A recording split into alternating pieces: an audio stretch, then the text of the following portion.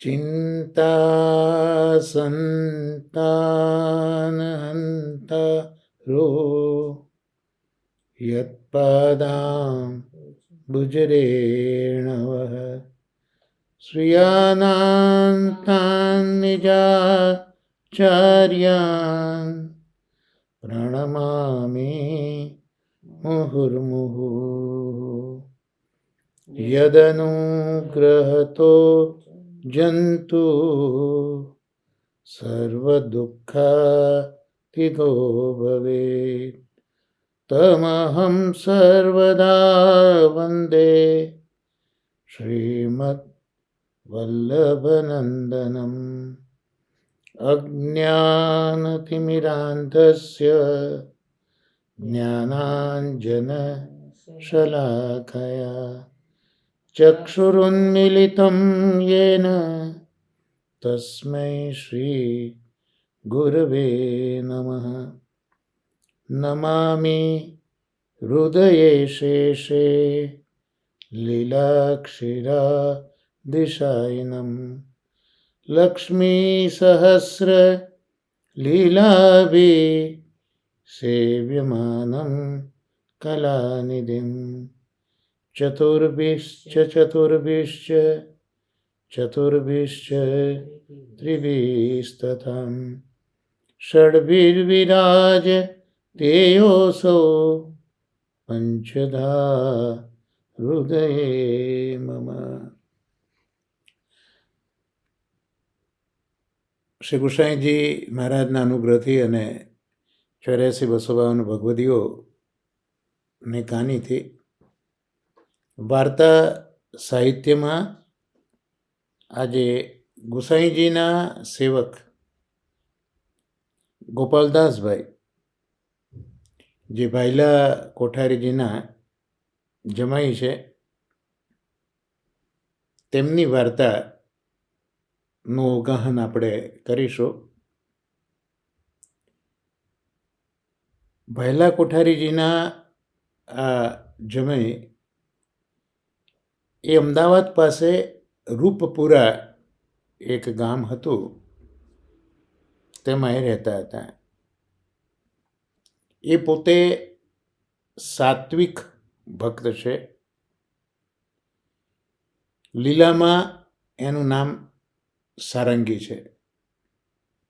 આપણે પદ્મનાભદાસજીની વાર્તા 84 વૈષ્ણવમાં અવગાહિત કરી હતી.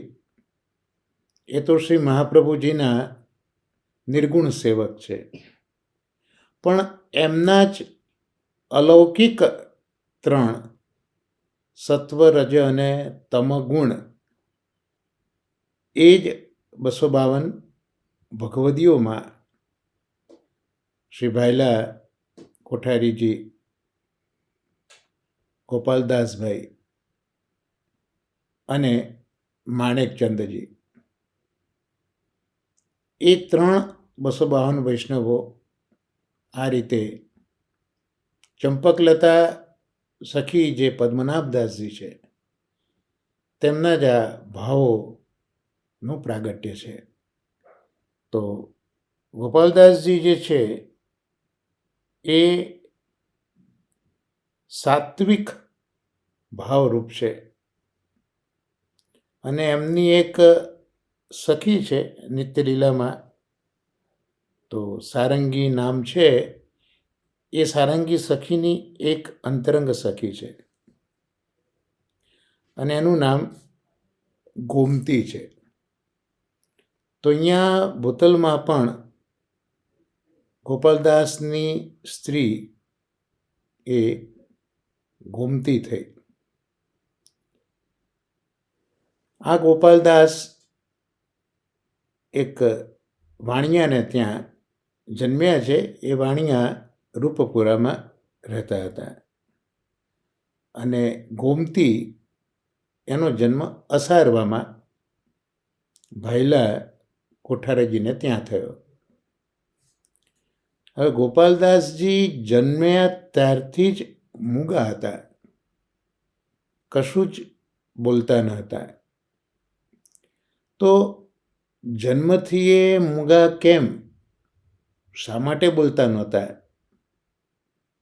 એનું રહસ્ય ભાવ પ્રકાશમાં શરીરાજી સમજાવે છે કે ગોપાલદાસજી એના પહેલા જન્મની અંદર નરસિંહ મહેતા હતા. એટલે નરસિંહ મહેતા હતા એનું જીવન ચરિત્ર આપણે જોઈએ તો નરસિંહ મહેતાએ પ્રભુને ઘણી વિનંતી કરી છે અને એ વિનંતી કરીને પ્રભુને ઘણો શ્રમ કરાયો છે. એટલે એ પ્રભુને જે શ્રમ એ જન્મમાં કરાયો એ અપરાધથી એ પોતે મૂંગા થયા છે. હવે આને થોડોક આગળ વિસ્તાર કરીએ તો નરસિંહ મહેતા પણ મુચુકુંદ રાજાનું પ્રાગટ્ય છે. પ્રભુએ જે કાલ યવનને માર્યો ત્યાં આ મુચુકુંદ રાજા જ એનું એક માધ્યમ બન્યા છે. કારણ કે મુચુકુંદ રાજાને દેવોનું વરદાન હતું કે સૂઈ રહે, એને ઊંઘ જ આવે, ઊંઘી રહે, કારણ કે એને એનો મોક્ષ જોઈતો હતો અને દેવોનું એ સામર્થ્ય નહોતું કે મુચુકુંદ રાજાને મોક્ષ આપે. એ તો ઠાકોરજીના હાથમાં છે, એટલે ઠાકોરજીથી એનો ઉદ્ધાર થશે એવું વચન મેળવી અને મુચુકુંદ રાજા તો એક ગુફાની અંદર સૂતા હતા વર્ષોથી અને ઠાકોરજીનું પ્રાગટ્ય થયું અને એ જ્યારે આવ્યા ભૂતલ ઉપર મથુરા દ્વારકા, એ લીલામાં આ કાલ યવન જ્યારે પીછો કરે છે ત્યારે ઠાકોરજી એને મુચુકુંદની ગુફામાં લાવે છે.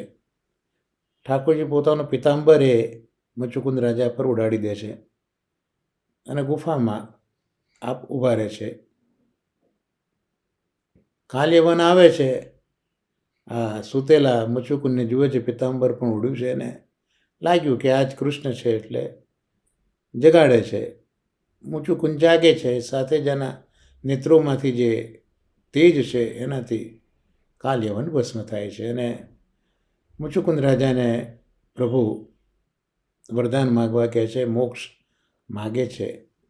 પણ પ્રભુ કહે છે કે આ ક્ષત્રિય જન્મમાં તમે અનેક શિકારને બધું કર્યું, હિંસા કરી છે, એટલે આ જન્મમાં તમારો ઉદ્ધાર નથી.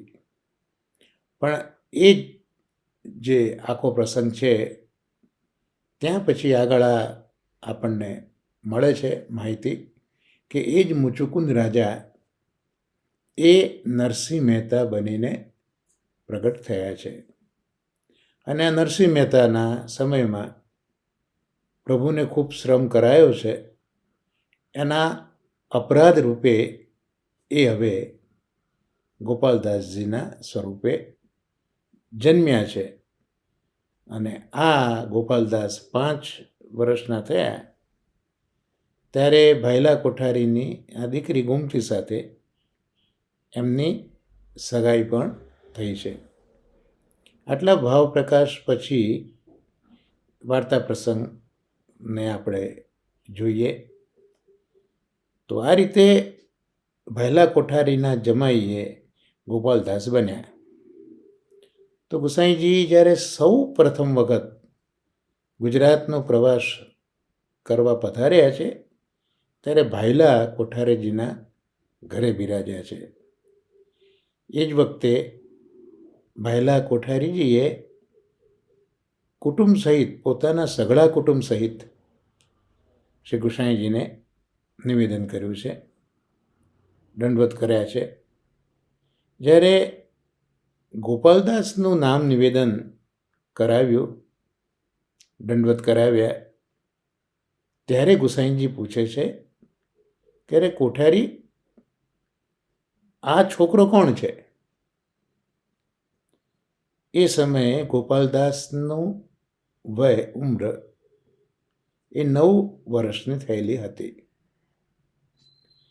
ત્યારે કોઠારી શ્રી ગુસાઈજી આગળ વિનંતી કરે છે કે મહારાજ, આ તો ગુમતીનો વર છે.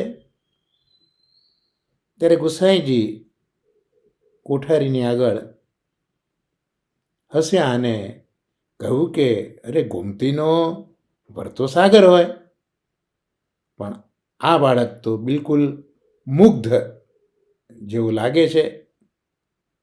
તો આ બંનેનું જોડું એ બનશે કઈ રીતે? ત્યારે ભયલા કોઠારીજી ફરીથી ગુસાઈજીને વિનંતી કરે છે કે રાજ, જો આપની કૃપા થઈ તો એ સાગર થઈ જશે.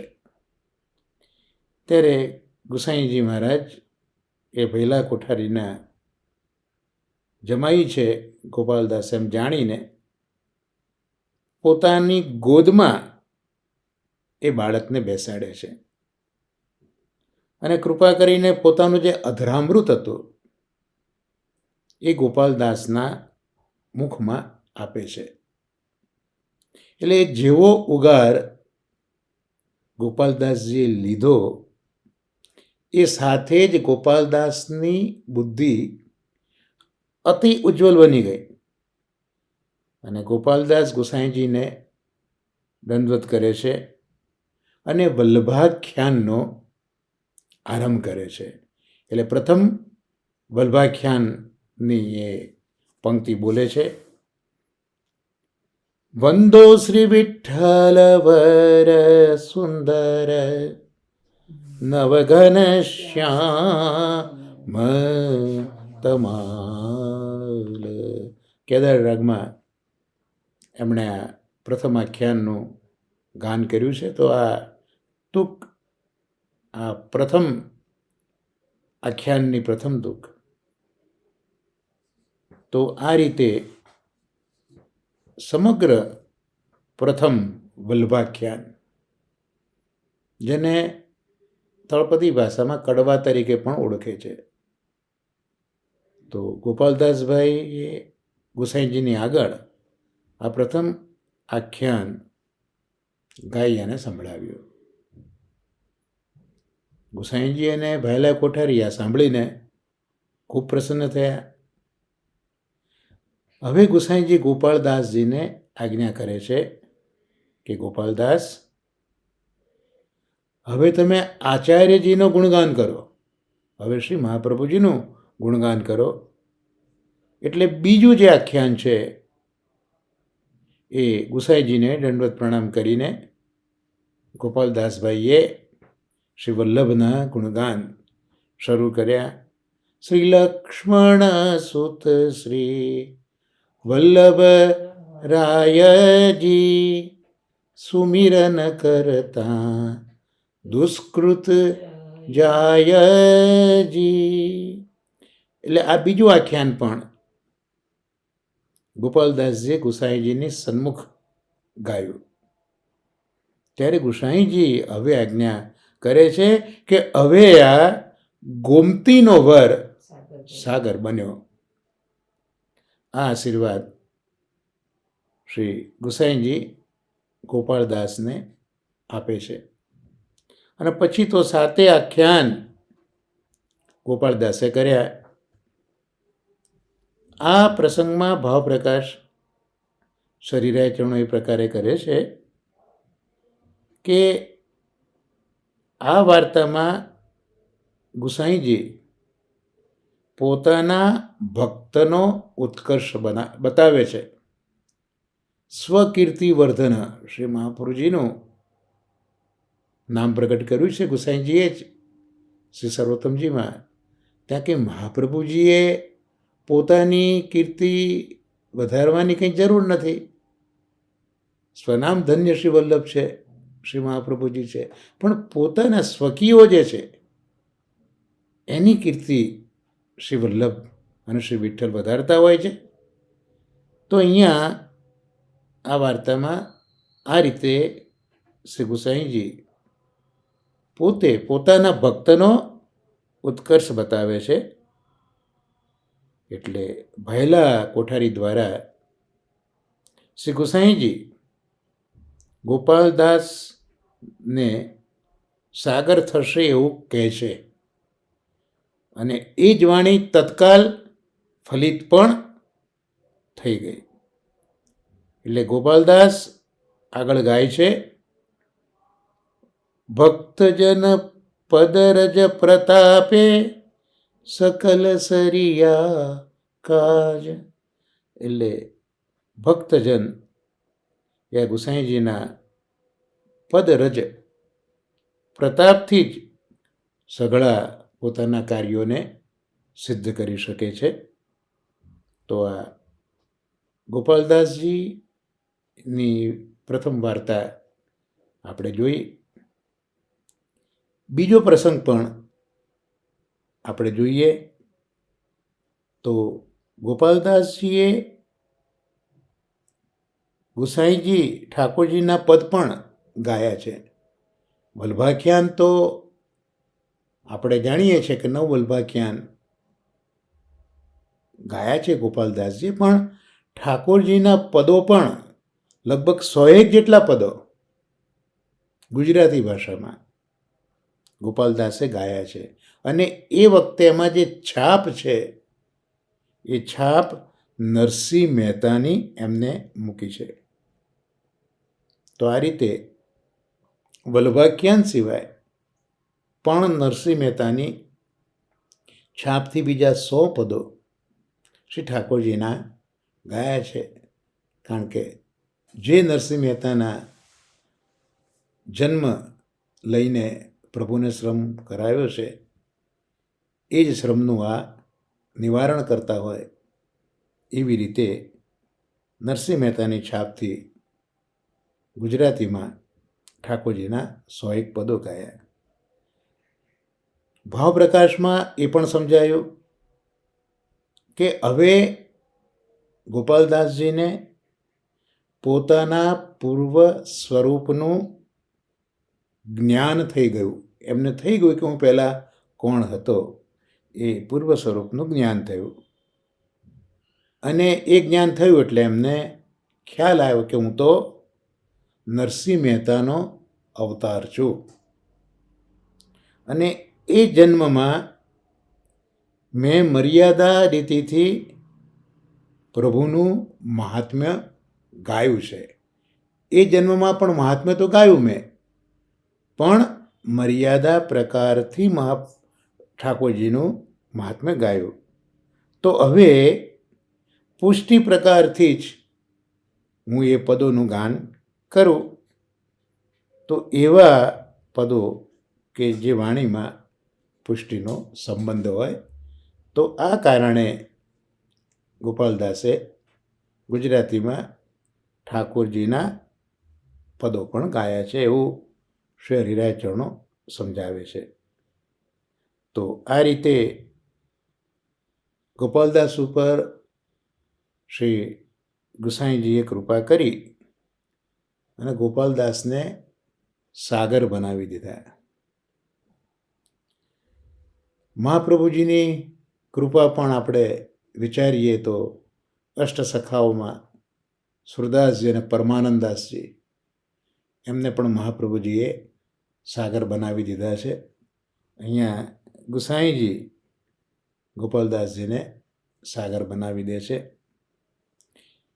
એક સમયે શ્રી ગુસાઈજી શ્રી ગોકુલથી ચાચા હરિવંશીને ગુજરાત જવાની આજ્ઞા કરે છે કે ચાચાજી તમે ગુજરાત જાઓ.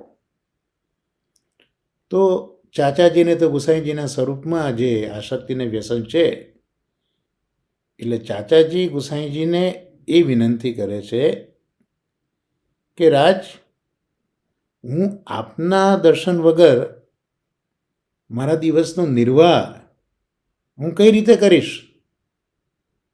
ત્યારે ગુસાઈજી પાછી આજ્ઞા કરે છે કે ચાચાજી તમે ભાઈલા કોઠારી અને ગોપાલદાસને મળતા રહેજો અને હું તમને દર્શન આપતો રહીશ.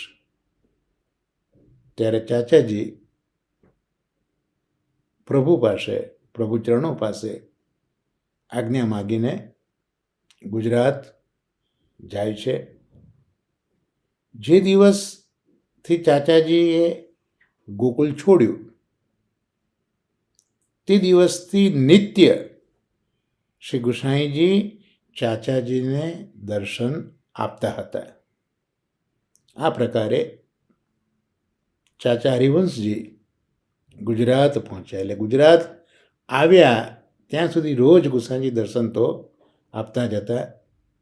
અને પછી નિત્ય ચાચાજી પ્રભુ ચરણોની આજ્ઞા અનુસાર ભાયલા કોઠારી અને ગોપાલદાસને મળતા રહેતા. તો આ રીતે ગોપાલદાસ શ્રી ગુસાઈજીના આવા કૃપાપાત્ર ભગવદીય હતા. તો ચાચાજી જેવાનો પણ જે વિરહ છે તે આ ગોપાલદાસજી અને ભાયલા કોઠારીને જોતા દૂર થતો, એમાં ગુસાઈજી સાક્ષાત દર્શન આપતા હોય એ પ્રકારનો ભાવ અહીંયા આપણને પ્રગટ થાય છે.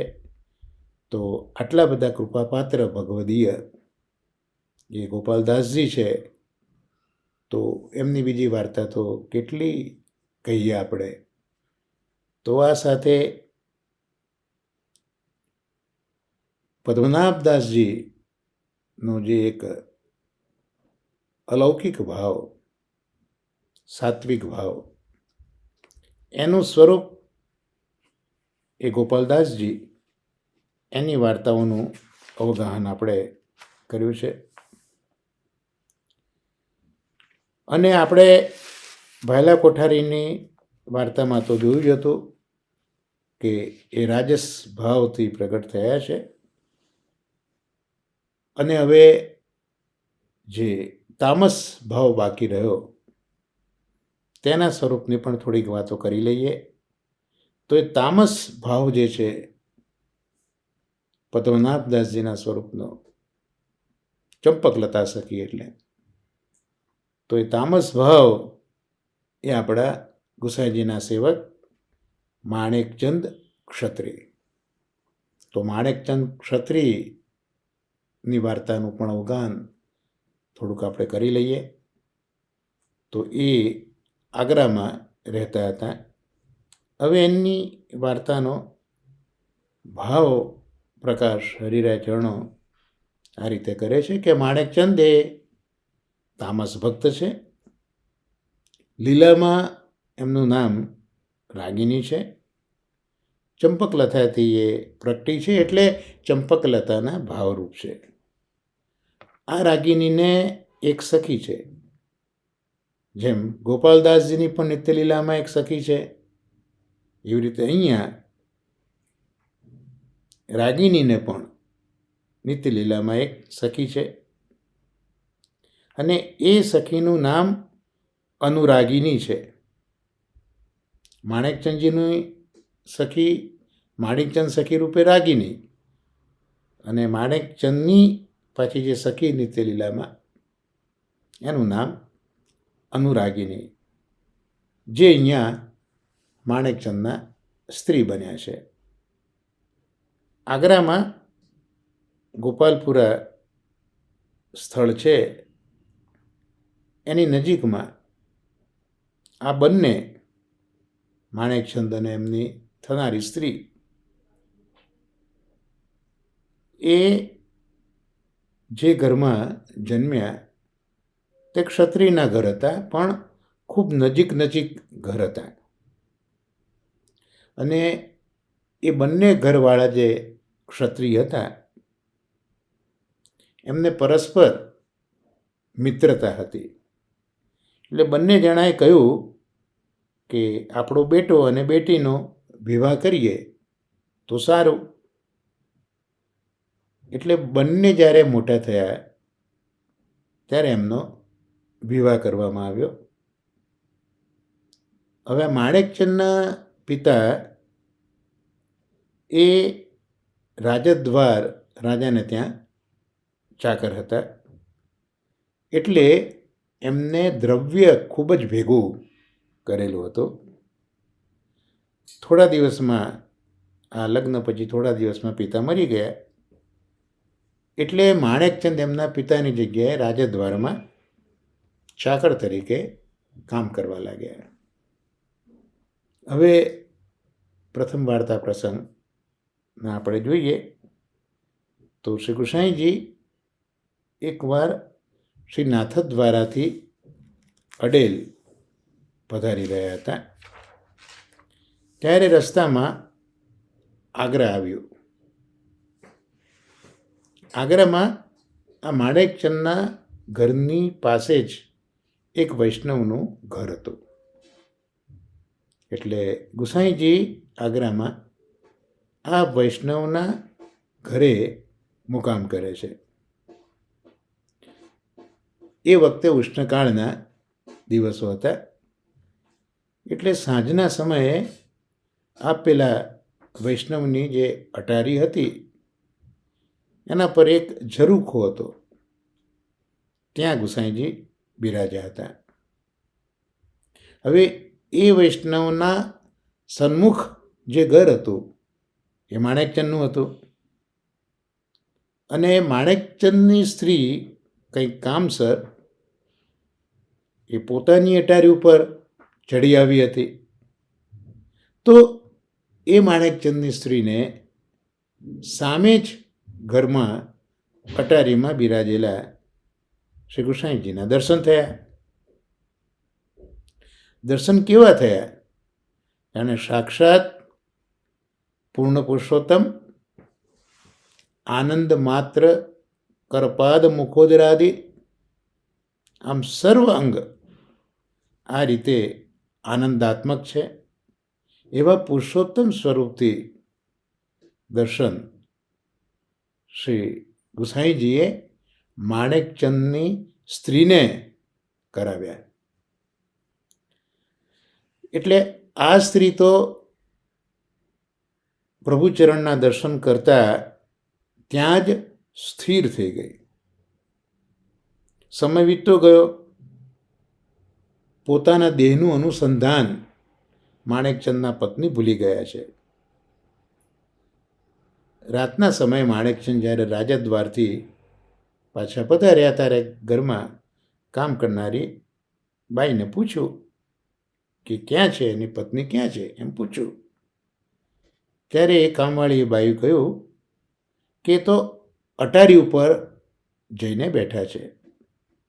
એટલે માણેકચંદ પણ અટારી ઉપર આવ્યા. પણ પેલી સ્ત્રી તો માણેકચંદની પત્ની તો દેહાનુસંધાન ભૂલી ગયેલી હતી. એટલે માણેકચંદ ઉપર આવ્યા છે, અટારીમાં જ છે, એની એને ખબર પણ ન પડી. કારણ કે એની દ્રષ્ટિ તો એક શ્રી ગુસાઈજીના સ્વરૂપમાં જ હતી. સ્વરૂપમાં આસક્ત એની દ્રષ્ટિ થઈ ગઈ હતી. એ વખતે માણેકચંદની સ્ત્રી હવે માણેકચંદને કહેવા લાગી કે જુઓ આ સાક્ષાત પૂર્ણ પુરુષોત્તમ જે કહેવાય છે એ જ અહીંયા બિરાજી રહ્યા છે. તો આ સાંભળીને માણેકચંદ પણ ગુસાઈજીના દર્શન કરે છે અને દર્શન કરતા એ પણ ચકિત થઈ ગયા. ત્યાં ને ત્યાં સ્થિર થઈ ગયા. તો ગુસાઈજી મહારાજ રાત્રિના સમયે લગભગ 1.25 પ્રહર જેટલું ત્યાં અટારીમાં બિરાજી રહ્યા છે. અને પછી મોડેથી પડવા માટે ગુસાઈજી પધાર્યા. એટલે ત્યાં સુધી આ માણેકચંદ અને એની પત્ની એ ત્યાંના ત્યાં જ ઊભા રહ્યા છે. અને ઊભા રહીને ગુસાઈજીના દર્શન જ કર્યા કરે છે. કહા કરું એ નૈના લોભી બસ કીએ બિન મોલે, એ જે કુબનદાસજીનું કીર્તન છે એવી પરિસ્થિતિ થઈ ગઈ. એટલે દર્શન કર્યા જ કર્યા. ત્યાર પછી માણેકચંદ હવે ઊભા થઈને સ્ત્રીને કહે છે કે ચાલો ઉઠો. સ્ત્રી માણેકચંદને કહે છે કે હવે ક્યાં જઈએ? અહીંયા જ બેસો, હવે ક્યાં જવાના? સ્ત્રી પુરુષ સંપૂર્ણ રાત ત્યાં બેસી રહ્યા છે.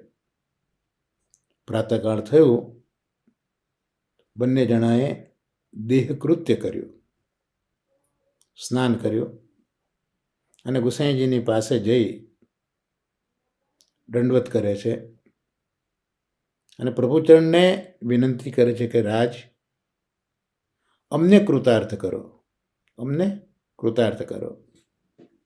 ત્યારે ગુસાઈજીએ બંને સ્ત્રી પુરુષ ઉપર કૃપા કરીને નામ નિવેદન કરાવે છે. જે સમયે નામ નિવેદન કરાયું તે જ સમયે માણેકચંદ હવે ગુસાઈજીની આગળ એક વધાઈનું ગાન કરે છે. વેદ વચન પ્રતિપાર્યો ચહું યુગ, વેદ વચન પ્રતિપાર્યો. ધર્મ ગ્લાનિ ભઈ જબ હી જબ, તબ તબ તુમ વપુધાર્યો ચહું જુગ, વેદ વચન પ્રતિપાર્યો. સતયુગ શ્વેત વરાહ રૂપધર, હિરણ્યાક્ષ ઉર્ફાર્યો. ત્રેતારામ દશરથ ગૃહ પ્રગટે, રાવણ કુલ જુ સંહાર્યો ચહું યુગ, વેદ વચન પ્રતિપાર્યો. દ્વાપર બ્રજ બુડત તે રાખ્યો, સુરપતિ પાયન પાર્યો. કંસાદિક દાનવ સભ મારે, વસુધા ભાર ઉતાર્યો ચહું યુગ, વેદ વચન પ્રતિપાર્યો. અબ શ્રી વલ્લભ ગૃહ પ્રગટ હોય કે, માયાવાદ નિવાર્યો. માનેક ચંદ શ્રી વિઠ્ઠલ પ્રભુ કો, પુરુષોત્તમ રૂપ નિહાર્યો ચહું યુગ, વેદ વચન પ્રતિપાર્યો. અબ શ્રી વલ્લભ ગૃહ પ્રગટ હોય કે, માયાવાદ નિવાર્યો. માનેક ચંદ શ્રી વિઠ્ઠલ પ્રભુ કો, પુરુષોત્તમ રૂપ નિહાર્યો ચહું યુગ, વેદ વચન પ્રતિપાર્યો. તો આવા તો ઘણા પદો માણેકચંદજીએ ગુસાઈજીની આગળ ગાયા. એમાં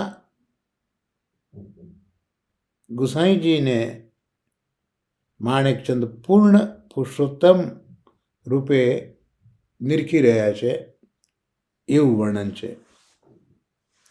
એટલે ચારે યુગમાં, સતયુગ, ત્રેતા, દ્વાપર, કલિયુગ, ચારે ચાર યુગમાં વેદનું વચન, એનું પ્રતિપાલન ઠાકોરજીએ કર્યું છે. કયા યુગમાં કઈ રીતે એ કહ્યું કે જ્યારે જ્યારે ધર્મની ગ્લાનિ થઈ, ધર્મ ઝાંખો પડ્યો, ત્યારે ત્યારે તમે શરીર ધારણ કરીને અવતાર લેતા હો છો સતયુગ હતો એ વખતે પેલો હિરણાક્ષ પૃથ્વીને જલમાં લઈ ગયો હતો. એટલે સતયુગમાં એ પૃથ્વીનો ઉદ્ધાર કરવા આપે શ્વેત વરાહ રૂપ ધારણ કર્યું અને હિરણાક્ષને મોક્ષ આપ્યો, મારીને પણ પૃથ્વીનું રક્ષણ કર્યું. ત્રેતામાં આ ગુસાઈજીના સ્વરૂપમાં આ દર્શન માણેકચંદજી કરી રહ્યા છે કે આ જ ગુસાઈજી સતયુગમાં શ્વેત વરાહ રૂપ લઈને પધાર્યા છે. ત્રેતામાં એ જ પાછા રામ બનીને દશરથ ગૃહમાં આવ્યા છે અને સમગ્ર રાવણ કુલનો સંહાર કર્યો છે. ત્યાર પછી દ્વાપર આવ્યો. એમાં તો ઇન્દ્રે જે 7 દિવસ સુધી મેઘ તાંડવ કર્યું છે, વ્રજ ડૂબી રહ્યું હતું, તો એ ડૂબતા વ્રજને બચાવ્યું અને ઇન્દ્રને પોતાના પગે પાડ્યો. અને દ્વાપરમાં જ આ વ્રજવાસીની રક્ષા કરતાં કરતાં જ કંસ વગેરે જે દાનવો હતા, કંસના મિત્રો જે બધા હતા, કોઈક બકાસુર બનીને આવ્યો, કોઈક અઘાસુર બનીને આવ્યો, કોઈક કેસી બનીને આવ્યો, પૂતના આવી, તો એ બધા જ દાનવોને મારીને પૃથ્વીનો ભાર આપે ઉતાર્યો છે. વાત આવી હવે કલિયુગની. તો આજે આપ વલ્લભના ઘરમાં પ્રગટ થયા છો અને જે માયાવાદ છે એ માયાવાદનું નિરસન કર્યું છે. માણેકચંદજી કહે છે કે મારા વિઠ્ઠલેશ પ્રભુમાં હું પુરુષોત્તમના રૂપના દર્શન કરું છું. તો આવા ઘણા પદો ગાયા છે અને માણેકચંદનો આવો દ્રઢ ભાવ ગુસાઈજી જુએ છે. ખૂબ પ્રસન્ન થયા માણેકચંદ ઉપર અને માણેકચંદ ગુસાઈજીને વિનંતી કરી પોતાના ઘરે પધરાવવા માટે વિનંતી કરે છે. તો ગુસાઈજી 3 દિવસ સુધી અહીંયા માણેકચંદના ઘરે બિરાજ્યા.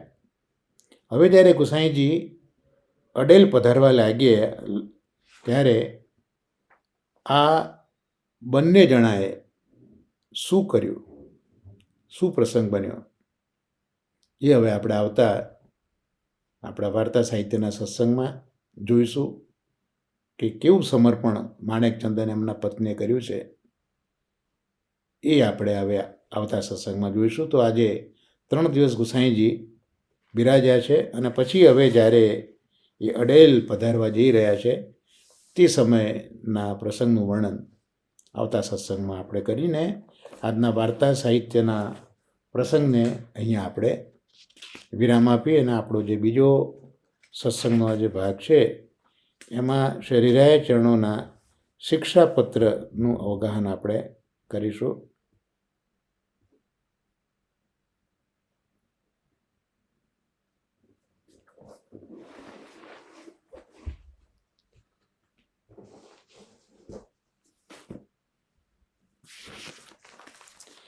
આપણું ચોથું શિક્ષાપત્રનું અવગાહન થઈ રહ્યું છે અને એમાં પુષ્ટિસ્થ પ્રભુ એ વિરુદ્ધ ધર્માશ્રય છે. એટલે 12મા શ્લોકથી લઈને 15મા શ્લોક સુધી પ્રભુ જે વિરુદ્ધ ધર્માશ્રય છે એનું વર્ણન આપણે કરતા આવ્યા છે. તો આજે હવે 14મા શ્લોકમાં પુષ્ટિસ્થ પ્રભુનું કયા વિરુદ્ધ ધર્મો બિરાજે છે પુષ્ટિસ્થ પ્રભુમાં એ આ શ્લોકમાં આપણે જોઈએ. તો ત્યાં શ્રી હરિરાય ચરણો આજ્ઞા કરે છે, આત્મા રામોપી ગોપીનામ સર્વદા રતિવર્ધન પૂર્ણકામોપી કામાર્થો યદિનો દિનભાષણ. પ્રભુ કેવા છે? આત્મારામ છે. રમવું એટલે રમણ કરવું. તો પ્રભુ પોતાના આત્મામાં રમણ કરે છે. આ પ્રભુનો ધર્મ છે. પણ વિરુદ્ધ ધર્મ કયો છે? છતાંય ગોપીનામ સર્વદા રતિવર્ધન, ગોપીજનોની જે રતિ છે એ રતિ વર્ધન કરે છે. એટલે ત્યાં તો આત્મા સિવાયનું રમણ થયું ને. આમ તો આત્મરમણ છે, આત્મામાં રમણ કરે છે. પણ પેલા ગોપીજનની રતિ વધારવા માટે આત્મા સિવાયના પણ આ જે આ તત્વો છે એમાં પ્રભુ રમણ કરે છે. માટે આ રીતે એ સર્વદા ગોપીજનને રતિ વર્ધન કરનારા પણ છે. એટલે આત્મારામ હોવા છતાં પણ ગોપીજનને રતિ વર્ધન કરનારા છે. ત્યાર પછી કયું? પૂર્ણ કામ. પ્રભુ પૂર્ણ કામ છે, એમને કોઈ કામના નથી. જે વિશ્વના લોકોની કામનાઓ પૂર્ણ કરતા હોય, એમને કઈ કામના બાકી રહી હોય તો પૂર્ણ કામ છે. પણ અપી પૂર્ણ કામોપી, છતાં પણ કામાર્તો, પોતે કામથી આર્ત છે. એટલે કામની સખત પ્રબળ ઈચ્છા એ કરે છે. આગળ કયું? દીનો, અદીનો. કામાર્તો ય દીનો, સંધિ છૂટી પડશે હ ઈ વત્તા અ, એટલે ચોક્કસપણે એ અદીન છે, એ દીન નથી. એમની પાસે બધા જ સાધનો છે. નિસ્સાધન હોય, દીન હોય. અહીંયા પ્રભુ તો અદીન છે, એમને કોઈ સાધનની જરૂર નથી. પણ છતાં એ દીન ભાષણ, એ દીન હોય, નિસ્સાધન હોય એવું ભાષણ કરે છે. તો અહીંયા આ જે ચાર બીજા વિરુદ્ધ ધર્મો બતાવ્યા કે આત્મરામ હોવા છતાં ગોપીજનની રતિનું વર્ધન કરે છે. પૂર્ણકામ હોવા છતાં એમને કામના છે અને દીન નથી, છતાં દીન જેવું અહીંયા એ ભાષણ કરે છે. તો અહીંયા શ્રી ગોપેશજી આજ્ઞા કરે છે કે પ્રભુ તો સદાય આત્મારામ છે. પોતાના આત્મ સ્વરૂપમાં જ પ્રભુ રમણ કરી રહ્યા છે, છતાં નિરંતર ગોપીજનના સંગમાં એ રમણ કરે છે અને નિત્ય નૂતન કામની વૃદ્ધિ કરે છે. એટલે પ્રભુનું નામ જ ગોપીજન વલ્લભ છે. પ્રભુ પોતે પણ પોતાની જાતને ગોપીજન વલ્લભ તરીકે ઓળખાવે છે. જે વખતે આચાર્ય ચરણોએ આસુરવ્યામો લીલા કરી છે અને જે શિક્ષા શ્લોક પોતાના બિંદુ સૃષ્ટિ અને નાદ સૃષ્ટિને આપી છે, તે જ વખતે પ્રભુ પ્રગટ થયા છે. મયી ચેદ અસ્તિ વિશ્વાસ શ્રી ગોપીજન વલ્લભે. તો પ્રભુને પોતે ગોપીજન વલ્લભ તરીકેની ઓળખ વધારે પસંદ છે. તો આવી રીતે આત્મારામ પ્રભુ અહીંયા હવે ગોપીજન વલ્લભ બન્યા છે. એટલે ગોપીજનના સંગમાં રમણ કરીને નિત્ય નવી નવી રીતે કામની વૃદ્ધિ કરે છે. તો આ એક વિરુદ્ધ ધર્માશ્રય બતાવીને આગળ કહ્યું પૂર્ણ કામ. પ્રભુ તો પૂર્ણ કામ છે.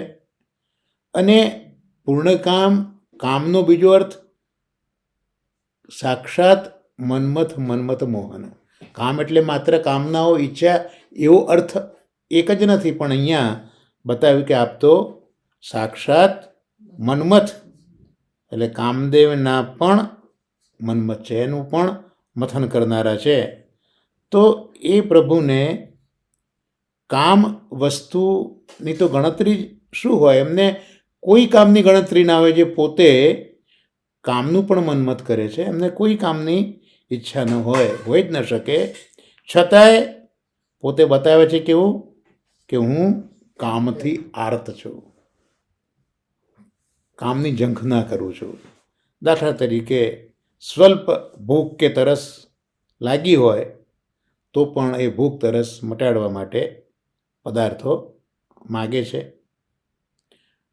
ગોપીજન માનાદિક ધારણ કરે એવા ભયથી વિરહ વ્યાકુલ થઈને સખીનો વેશ પણ ધારણ કરે છે. આપણા માર્ગમાં શ્યામા સખીનું જે વર્ણન આવે છે, તો જે હોળીના દિવસો, એ બધા દિવસોમાં પ્રભુ શ્યામા સખીનો વેશ પણ ધારણ કરે છે અને પ્રભુ પોતે શ્યામા સખીનો વેશ ધારણ કરીને આ સાંજીના દિવસોમાં પણ પધાર્યા છે ગોપીજનોની પાસે. તો એ પોતે આવી રીતે ગોપીજન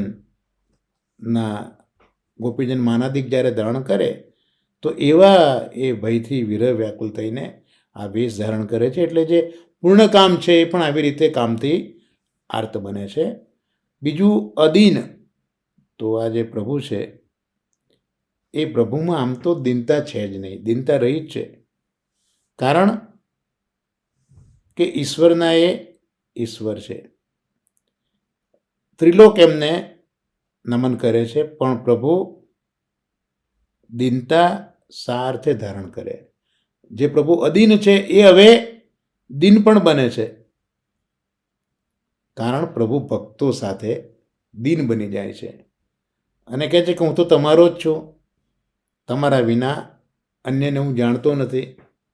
આવા અનેક પ્રકારના દીનતાયુક્ત વચનો કહે છે.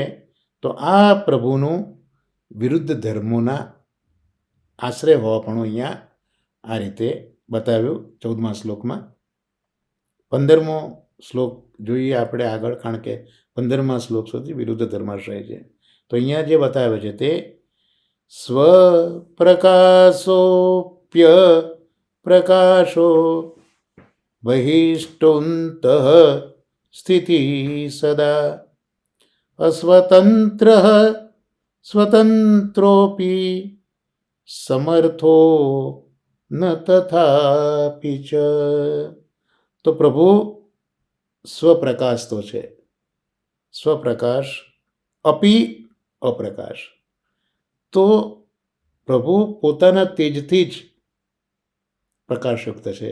જેના કર્ણમાં જે કુંડળો બિરાજ્યા છે સાંખ્ય અને યોગ સ્વરૂપના, એનો જ પ્રકાશ એટલો બધો છે કે પ્રભુના સ્વરૂપનું દર્શન પહેલાં માયાવાદીઓ, જ્ઞાનવાદીઓ એ કરી શકતા નથી. આટલું બધું પ્રભુનું તેજ છે અને એ જ તેજથી સૂર્ય, ચંદ્ર અને તારાઓ અને અગ્નિ, એનું જે તેજ છે એનું આ મૂળ પ્રભુ છે. તો પ્રભુ તો પ્રકાશયુક્ત છે, તેજથી પ્રકાશયુક્ત છે, પણ ભક્તોની પાસે એ પ્રકાશ રહિત બની જાય છે. એ પોતે આમ તો બહાર બિરાજે છે, બહાર બિરાજે છે, છતાંય અંતઃસ્થિતિ સદા, પણ જે પોતાના ભક્તો છે એ ભક્તોના અંતઃકરણમાં એ સદાય સ્થિતિ કરીને બિરાજે છે. એટલે બહાર હોવા છતાં પણ અંદર પણ બિરાજી રહ્યા છે. અસ્વતંત્ર સ્વતંત્રોપી, આમ તો સ્વતંત્ર છે પ્રભુ, છતાં ભક્તો પાસે તો પરતંત્ર છે. સર્વ સામર્થ્યયુક્ત છે,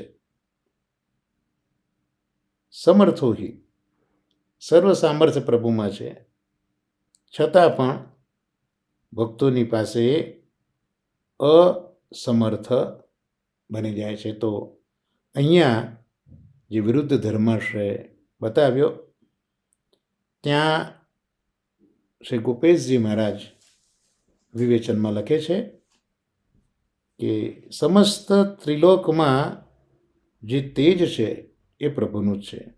એટલે સમસ્ત ત્રિલોકની અંદર પોતાનો પ્રકાશ પ્રભુ કરી રહ્યા છે અને એ તેજ એવું છે કે અભિમાનનો તત્કાલ નાશ કરનારું છે. એટલે અભિમાનનો નાશ કરીને પોતાના આ પ્રકાશનો વિજય આ રીતે પ્રભુ કરે છે.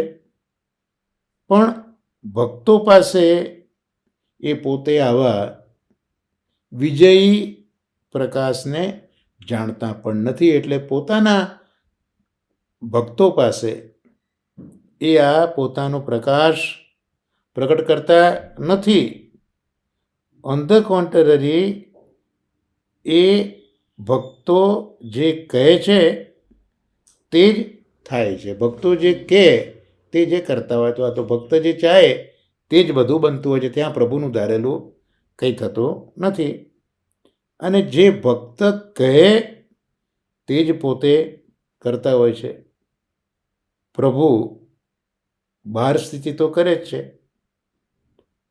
અને સદાય સાથે સાથે સર્વ વ્રજજન સહિત અનેક લીલા કરે છે બહાર બિરાજીને, પણ સર્વ પ્રાણીઓના હૃદયમાં સદા સ્થિતિ કરે છે. શ્રીમદ ભગવદ્ ગીતામાં જ એ આજ્ઞા છે. અંતર્યામી સ્વરૂપે પ્રત્યેક જીવની અંદર પ્રભુ સ્થિતિ કરીને રહ્યા છે. પ્રભુ સદા સ્વતંત્ર લીલા કરે છે.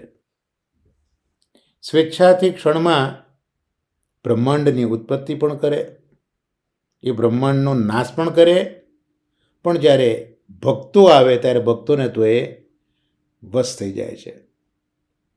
વ્રજ ભક્તો કહે કે અહીંયા બેસો તો ત્યાં જ બેસે.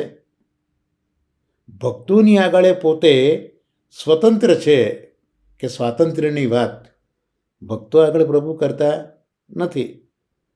ભક્તોના મનોરથ અનુસાર એ તો કાર્ય કરનારા છે, કારણ કે પ્રભુ ઈશ્વર છે. કર્તુમ અકર્તુમ અન્યથા કર્તુમ, કરવાનું નહીં કરવાનું અને કરેલું અન્યથા કરવાનું, આમ સર્વ પ્રકારનું સામર્થ્ય પ્રભુ ધરાવે છે. પણ ભક્તો પાસે તો આપ અસમર્થ.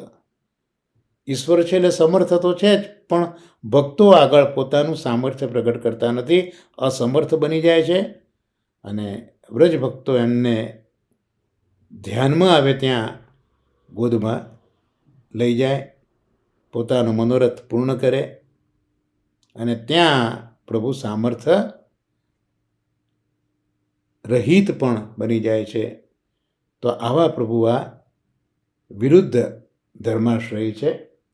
એમાં કંઈક વિશેષ વિવેચન શ્રી રમેશભાઈ શિક્ષાપત્રના આચમનમાં કર્યું છે, પણ અવગાહન કરવા જેવું છે કે પ્રભુ એ પોતે સાપેક્ષ છે.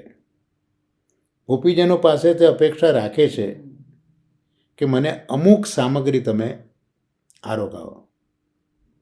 શ્રી ગુસાઈજીના સેવક થયા મુકુંદાસજી, શેઠ નારાયણદાસ દેવાનને ત્યાં નોકરી કરતા.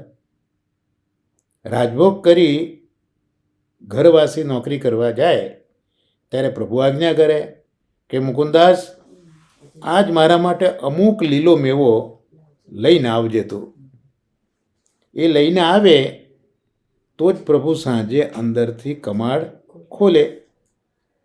પ્રભુ આમ પોતાના ભક્તો પાસે માગી માગીને આરોગે છે. એ દેવદમન રોજ સવારે સદુ પાંડેજીના ઘરે પધારે. સદુ પાંડેના વૃદ્ધ અને જેમના નેત્રનું તેજ ઝાંખું થયેલું છે, એવા એમના માતા પરિવારના બધા જ બાળકોને માખણ રોટીનું કલેવું આપે. ત્યારે એમની લાઈનમાં દેવદમન પણ ઊભા રહી જાય. એમનો વારો આવે એની રાહ જુએ અને માં જ્યારે હાથ પકડીને માખણ રોટી આપીને પૂછે કે લાલા તેરો કહા નામ હૈ, ત્યારે કહે કે મૈયા मैं देवदमन हूँ. ત્યારે माँ કહે કે अरे वाह रे देवदमन, मेरे घर नित्य आइयो और मेरी माखण रोटी खाइयो. આમ પ્રભુ ભક્ત પાસે અપેક્ષા રાખે છે. માટે તો ગોકુલનાથજીએ વચનામૃતમાં આજ્ઞા કરી કે શ્રી ઠાકોરજીના ઉત્સવો વૈષ્ણવોએ સદાય યાદ રાખીને મનાવવા જોઈએ. ઉત્સવનું વિસ્મરણ ન થાય એની કાળજી રાખવી. કારણ કે જેમ દિવાળી વગેરે દિવસો આવવાના હોય એ પહેલાં નાના બાળકો એની રાહ જોતા આનંદિત હોય છે, એમ પ્રભુ પણ આવનારા ઉત્સવોનો આનંદ માણવા તત્પર રહેતા હોય છે. પ્રભુ સાપેક્ષ છે છતાંય નિરપેક્ષ છે. એને તો કાંઈ જોઈતું નથી, એને કશાની ખોટ નથી, એને કશાની ઉણપ નથી. આખા જગતના રચયિતા પ્રભુ મહાન ચતુર છે, પણ માં યશોદા પાસે મુગ્ધ બની જાય છે. મૈયા પૂછે, લાલા તે માટી ખાધી? ના માં, હું માટી ખાઉં? જોઈ લે મારું મોઢું. માં મુગ્ધ બની ગયા, ડાયાડમરા બની ગયા. મુખારવિંદ ખોલીને બતાવે છે. પાછા પ્રભુ ગૌચરણ કરીને પાછા આવીને માને ફરિયાદ પણ કરે કે માં, આ મારી કામળ કોણ લઈ ગયું? ચોરાઈ ગઈ. મૈયા મેરી કામળ કોણ લઈ? એ ફરિયાદ કરે છે, મૈયા આ બલદાવ મને બહુ ખીજવે છે.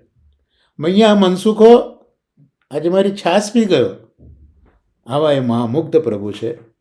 મધુર લીલાઓ દ્વારા પોતાના ભક્તોમાં સદા રતિનું વર્ધન કરે છે. ભલે આપ્તકામ છે પણ ભક્તોમાં આ રીતે રતિનું વર્ધન કરે છે. પૂર્ણ કામ છે છતાંય કામાર્થ છે. પ્રભુ અધીન છે છતાંય આ વ્રજ ભક્તો આગળ દીનતાપૂર્વક વાણીમાં મધુર વાર્તાલાપ પણ કરે છે. પ્રભુ સ્વપ્રકાશિત છે છતાંય ક્યારેક અપ્રકાશિત સ્વરૂપ ધારણ કરી લે છે. બહાર બિરાજતા પ્રભુ વ્રજ ભક્તોના અંતઃકરણમાં પણ બિરાજી જાય છે, અંતસ્થિત છે. પ્રભુ સર્વતંત્ર સ્વતંત્ર હોવા છતાં પોતાના નિજ ભક્તો પાસે પરતંત્ર છે. સર્વ સામર્થ્યયુક્ત હોવા છતાં પોતે અસમર્થ છે.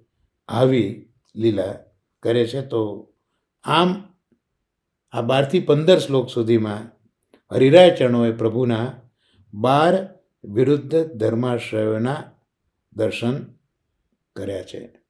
તો આ રીતે આજના સત્સંગને અહીંયા આપણે વિરામ આપીશું. આવતા સત્સંગમાં હરિરાયજી જે કંઈ આજ્ઞા કરે તે પ્રમાણે આપણે અવગાહન કરવાનો પ્રયત્ન કરીશું. આજનો સત્સંગ આ વિરુદ્ધ ધર્માશ્રય પ્રભુના ચરણોમાં નિવેદિત કરી અને આજના સત્સંગને આપણે વિરામ આપી આશ્રયના પદગાન સાથે સાથે બોલીએ. દ્રઢઈન ચરણન કેરો ભરોસો, દ્રઢઈન ચરણન કેરો. શ્રી વલ્લભ નખ ચંદ્ર છટા બિન સબ જુગમાજ અંધેરો ભરોસો, દ્રઢઈન ચરણન કેરો. साधन और नहीं आ कली में जासू होत निवेरो. सूर कहा कहे दुविधा धरो, बिना मोल को चेरो भरोसो, दृढ़ चरणन केरो. श्री गोवर्धन नाथ की जय. श्याम सुंदर श्री अમને महाराणी की जय. श्री आचार्य श्री महाप्रभु जी की जय. સર્વે વૈષ્ણવને મારા વસાના ભગવત સ્મરણ અને વંદન.